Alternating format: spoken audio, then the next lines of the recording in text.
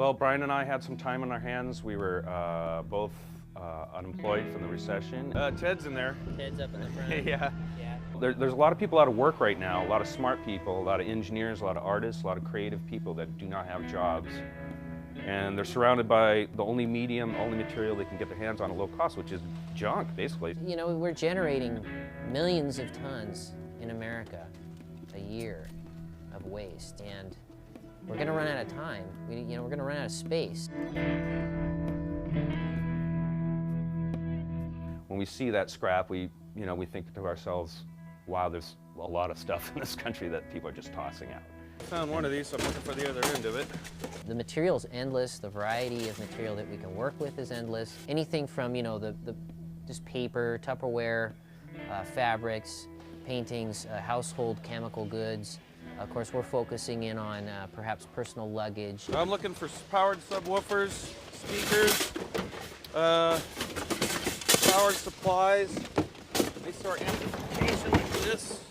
This speaker's blown, so I'm probably not going to use it. The tweeter might be good though, so I'm going to check that out.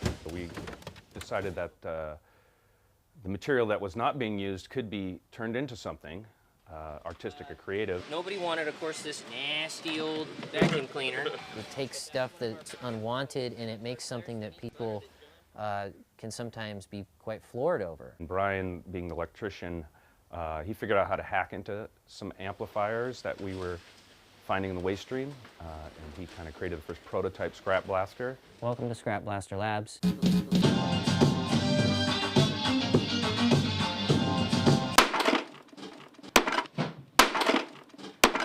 Scrapblasters is primarily an art media where we take inanimate objects that are discarded and amplify them with recycled computer components and residential speaker systems. We've taken something that's not for its original purpose and kind of transformed it into what I would consider an improved, an upcycled purpose. And in this case, cranking Snoop Dogg or whatever you want to crank out of your iPod. But these are pretty common. They'll have a few flaws on them, so people can't resell them as antiques. So basically, we've turned it in, or John has turned this one into a Scrapblaster. Now we've improved it, we've upcycled it with totally recycled material to make a new item that never really existed before, a suitcase stereo. This particular unit, like I say, employs a fully powered subwoofer system. There are 4 speakers in the bottom that project out of the bottom of the cabinet.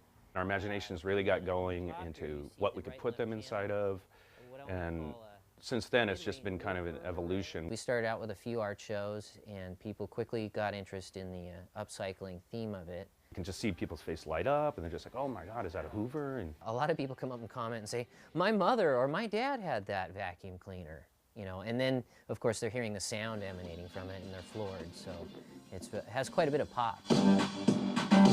Music is a universal tool. Everybody enjoys it. Everybody has an iPod player, or even a record player will play through these units.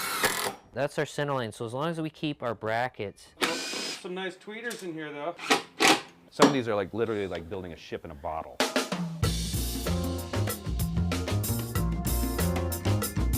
Probably another 16 hours, you might hear some sound out of this thing.